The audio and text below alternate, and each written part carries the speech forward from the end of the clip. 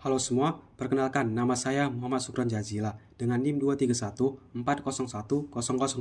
dari Komas Tambuk 2023, Prodi Ilmu Komputer Universitas Sumatera Utara. Pada video kali ini, saya akan menjelaskan tentang pandangan saya terhadap penggunaan generatif AI atau biasa kita singkat dengan Gen AI di dalam dunia pendidikan, dampak positif dan dampak negatif penggunaan Gen AI di dalam dunia pendidikan, serta bagaimana cara kita mengantisipasi dampak negatif dari penggunaan Gen AI khususnya di dunia pendidikan. Sebelum menjelaskan pembahasan lebih lanjut, saya akan menjelaskan apa itu Generative AI atau biasa kita singkat dengan Gen AI. Generative AI atau biasa disingkat dengan Gen AI adalah tipe AI yang dapat menciptakan konten dan ide baru yang mencakup percakapan, cerita, gambar, video, bahkan musik. Teknologi ini lebih dari sekedar meniru kecerdasan manusia, karena ia mampu membuat hal-hal baru dari data yang sudah ada. Sederhananya, Generative AI adalah langkah selanjutnya dalam kecerdasan buatan yang mencoba membawa kreativitas manusia ke dalam mesin. AI generatif bekerja dengan melatih model dari jutaan data untuk memahami pola-pola yang ada, seperti kosakata bahasa Inggris, warna dalam gambar, atau nada dalam musik.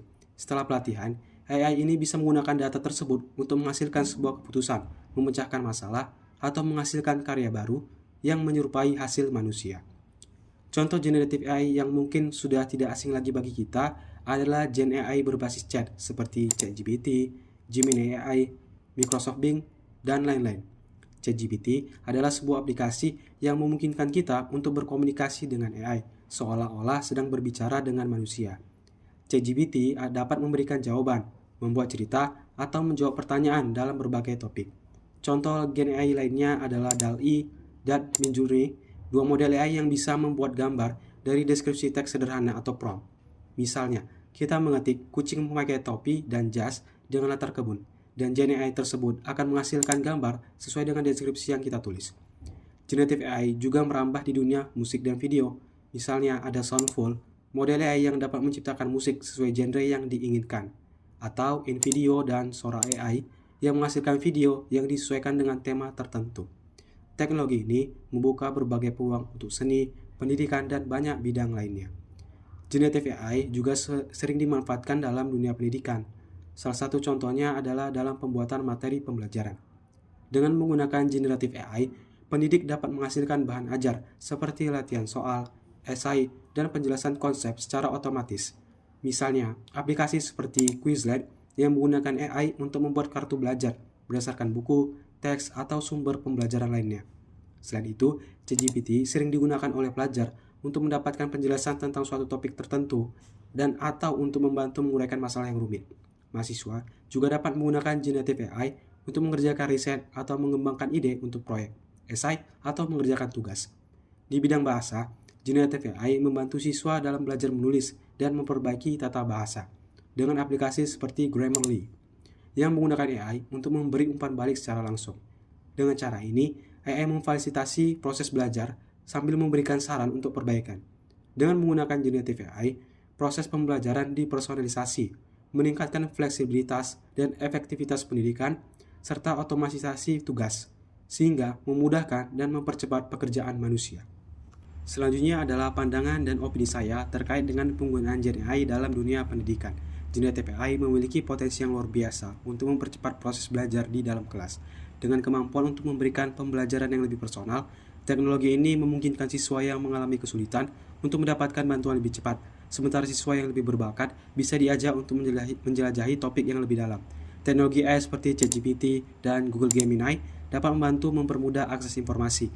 Mahasiswa kini dapat menggunakan AI untuk memahami materi yang sulit, dan dosen dapat mempersonalisasi materi ajar, menciptakan tes yang sesuai dengan kemampuan mahasiswa, serta mempercepat proses penilaian. Penting juga untuk diperhatikan bahwa Generative AI dapat meningkatkan akses pengetahuan. Mahasiswa dan dosen dapat mengakses materi pembelajaran dari mana saja, asalkan terhubung dengan internet. Selain itu, AI dapat membantu dosen dalam efisiensi waktu. Dengan kemampuan AI untuk menilai jawaban esai, dosen bisa lebih banyak berinteraksi dengan mahasiswa, memberikan bimbingan, dan merancang materi ajar yang inovatif.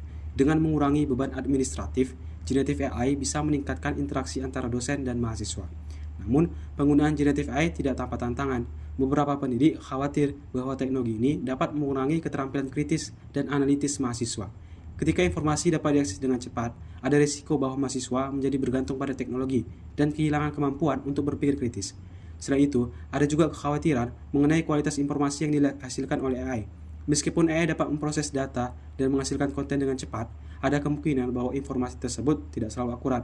Oleh karena itu, penting bagi pendidik untuk mengajarkan siswa bagaimana mengevaluasi sumber informasi dan tidak hanya memberikan jawaban dari AI tanpa pemikiran kritis. Dalam konteks ini, peran pendidik seperti dosen dan guru sangatlah penting. Mereka harus dapat memanfaatkan teknologi ini sebagai alat untuk meningkatkan pengalaman belajar, sekaligus memberikan bimbingan kepada siswa tentang cara menggunakan AI secara bijaksana. Diskusi antara pendidik dan mahasiswa mengenai batasan dan penggunaan yang etis dari AI juga dapat menciptakan kesadaran yang lebih besar tentang potensi dan risiko teknologi ini. Dalam pandangan saya, generative AI adalah alat yang kuat dan memiliki potensi manfaat yang sangat luar biasa untuk pendidikan tinggi. Jika digunakan dengan bijak, teknologi ini dapat membantu mahasiswa untuk mencapai potensi penuh mereka, sambil tetap mengajarkan pentingnya berpikir kritis dan analitis. Selanjutnya, kita akan mengelaborasikan lebih jauh mengenai dampak positif dan dampak negatif penggunaan Gen AI dalam dunia pendidikan. Kita mulai dengan dampak positifnya terlebih dahulu. Secara umum, ada beberapa dampak positif penggunaan Gen AI dalam dunia pendidikan. Di antaranya, pertama, personalisasi pembelajaran. Generative AI memungkinkan personalisasi pembelajaran yang lebih mendalam yang disesuaikan dengan kebutuhan, minat, dan tingkat kemampuan masing-masing mahasiswa. Hal ini berpotensi meningkatkan efektivitas pembelajaran dan motivasi siswa. Kedua, meningkatkan akses pendidikan. Dengan bantuan teknologi digital, mahasiswa ataupun dosen akan dapat mengakses materi-materi pembelajaran yang dihasilkan oleh AI. Teknologi AI memang berpotensi menciptakan sistem pendidikan yang lebih inklusif. Ketiga, menciptakan materi pembelajaran yang beragam. Sumber belajar dapat dikembangkan lebih beragam dalam berbagai format dan platform serta terhubung ke berbagai sumber belajar, sehingga memperbesar dan memperkaya akses mahasiswa terhadap sumber belajar. Keempat, membantu dosen dalam menjalankan tugas. Otomasi pada Gen AI dapat membantu dosen dalam mengerjakan tugas-tugas administratif yang bersifat pengulangan, sehingga dosen dapat fokus dalam pengembangan dan penyelenggaraan pembelajaran, dan potensi manfaat lainnya. Secara spesifik, berikut adalah dampak positif penggunaan Gen AI bagi mahasiswa. Pertama, mencari acuan dan sumber bacaan. Gen AI membantu mahasiswa menciptakan referensi yang relevan melalui aplikasi seperti Open Knowledge Maps yang memvisualisasikan hubungan antar konsep dan aplikasi Corrected Paper yang menemukan artikel ilmiah terkait dengan topik yang dipelajari. Kedua, memberikan ide penulisan. Gen AI seperti ChatGPT dapat menghasilkan ide-ide penulisan berdasarkan topik umum yang dimasukkan, membantu mahasiswa dalam menemukan ide melalui proses brainstorming dengan ChatGPT dan mengembangkan kerangka dasar untuk tulisan mereka. Ketiga, menyusun presentasi dan multimedia. Dengan aplikasi seperti Magic Slides, mahasiswa dapat membuat draft awal presentasi dengan saran desain dan konten yang relevan, memungkinkan penyusunan presentasi yang menarik dan informatif dengan cepat. Keempat, menghasilkan materi latihan. Gen AI dapat membuat soal latihan yang disesuaikan dengan kebutuhan pelajar, mahasiswa melalui aplikasi seperti Quizbot, yang menghasilkan soal berdasarkan topik dan tingkat kesulitan yang diinginkan. Kelima, memahami materi belajar yang sulit. Aplikasi seperti ChatGPT dapat menjelaskan konsep-konsep yang sulit dengan cara yang lebih mudah dimengerti, menggunakan analogi dan contoh untuk membantu mahasiswa memperoleh pemahaman yang lebih baik. Selanjutnya, secara spesifik, berikut dampak positif penggunaan Gen AI bagi dosen. Di antaranya, pertama, personalisasi materi ajar. Gen AI membantu dosen dalam membuat materi ajar yang disesuaikan dengan kebutuhan mahasiswa, termasuk yang memiliki kebutuhan khusus, seperti mengubah teks menjadi format audio menggunakan aplikasi seperti Speechify. Kedua, perancangan kurikulum. Gen AI mendukung dosen dalam merancang kurikulum berbasis Outcome-Based Education atau OBE, memastikan relevansi dengan perkembangan ilmu pengetahuan. Ketiga, penyusunan materi kuliah. Gen AI mempermudah dosen dalam menyusun silabus, rencana pembelajaran, dan penilaian hasil belajar. Contohnya ChatGPT dapat digunakan untuk membuat silabus dan soal latihan berdasarkan topik yang diajarkan. Keempat, menstrukturkan ulang materi ajar. Gen AI membantu menciptakan materi ajar baru seperti kuis, latihan, dan rangkuman konsep, serta memperbaiki materi lama. Kelima, membuat sistem tutor berbasis AI. Gen AI memungkinkan pembuatan sistem tutor virtual di mana mahasiswa dapat berinteraksi dan menerima umpan balik secara real-time. Keenam, melakukan penilaian mahasiswa. Gen AI membantu dalam penilaian kinerja mahasiswa, terutama dalam asesmen kualitatif, sehingga menghasilkan penilaian yang lebih objektif. Ketujuh, pengelompokan rombongan belajar. Gen AI dapat mengelompokkan mahasiswa berdasarkan profil mereka, memastikan pembelajaran yang sesuai dengan kebutuhan kelompok.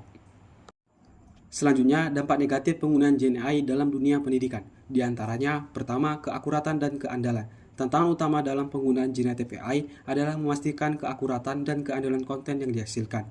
Terdapat risiko bahwa AI dapat menghasilkan informasi yang tidak akurat atau bahkan menyesatkan, yang nantinya berdampak negatif pada pembelajaran. Kedua, privasi dan keamanan data. Penggunaan generative AI dalam dunia pendidikan melibatkan pengolahan data mahasiswa dalam jumlah besar. Hal ini menimbulkan kekhawatiran terkait privasi dan keamanan data, terutama mengingat sensitivitas informasi pendidikan. Ketiga, ketergantungan teknologi. Terdapat risiko bahwa mahasiswa dan pendidik menjadi terlalu bergantung pada generative AI yang dapat mengurangi pengembangan keterampilan berpikir kritis dan kreativitas. Keempat, kesenjangan akses pengetahuan. Tidak semua mahasiswa memiliki akses yang sama terhadap teknologi Gen AI, terutama di daerah dengan infrastruktur internet yang buruk. Hal ini menciptakan ketidaksetaraan dalam pembelajaran, di mana mahasiswa dengan akses yang lebih baik akan lebih diuntungkan, memperdalam ketimpangan sosial. Kelima, bias data. Gen AI beroperasi berdasarkan data yang dimasukkan. Jika data tersebut mengandung bias, output yang dihasilkan juga dapat mencerminkan bias tersebut, berpotensi memberikan informasi yang diskriminatif atau tidak adil. Keenam, potensi plagiarisme. Gen AI dapat menghasilkan teks yang mirip dengan karya asli, mendorong mahasiswa untuk menggunakannya secara tidak etis dan mengabaikan proses belajar.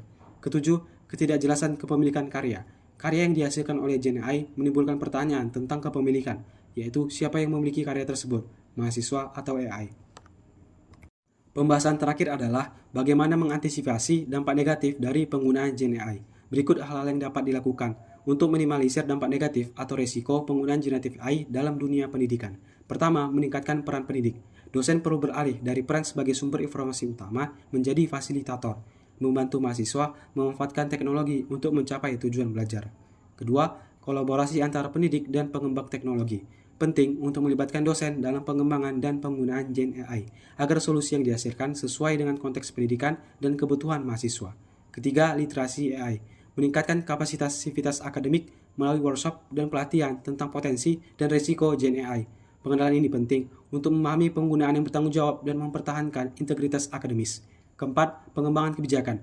Perguruan tinggi perlu menetapkan peraturan yang jelas mengenai penggunaan Gen AI dalam pembelajaran, termasuk definisi penggunaan yang diperbolehkan dan sanksi untuk pelanggaran. Pedoman tertulis perlu disosialisasikan untuk membangun kesadaran tentang batasan yang etis. Kelima, penegakan sanksi. Menerapkan sanksi tegas sesuai tingkat pelanggaran. Sanksi dapat bervariasi dari peringatan hingga scoring atau pemecatan, tergantung pada keseriusan pelanggaran terkait penggunaan Gen AI. Keenam, teknologi pendukung. Mengembangkan alat deteksi untuk mengenali penggunaan Gen AI dalam pekerjaan akademik. Pemantauan rutin diperlukan untuk memastikan kepatuhan terhadap pedoman penggunaan dan mencegah penyalahgunaan. Ketujuh, pengawasan dan evaluasi. Melakukan pengawasan dan evaluasi secara berkala terhadap penggunaan Gen AI di lingkungan pendidikan untuk mengidentifikasi dan mengatasi masalah yang muncul. Sebagai penutup, kita harus menyadari bahwa generative AI adalah alat yang berpotensi besar dalam pendidikan, yang jika digunakan dengan bijak dapat memperkaya pengalaman belajar kita. Di tangan pendidik yang bertanggung jawab dan mahasiswa yang kritis, teknologi ini dapat menjadi jembatan menuju masa depan pendidikan yang lebih inklusif, adaptif, dan inovatif. Mari kita sambut perubahan ini dengan kebijaksanaan, memastikan bahwa setiap langkah yang kita ambil membawa kita lebih dekat dengan tujuan pendidikan yang sesungguhnya, yaitu membentuk generasi yang berpikir kritis, kreatif, dan siap menghadapi tantangan global.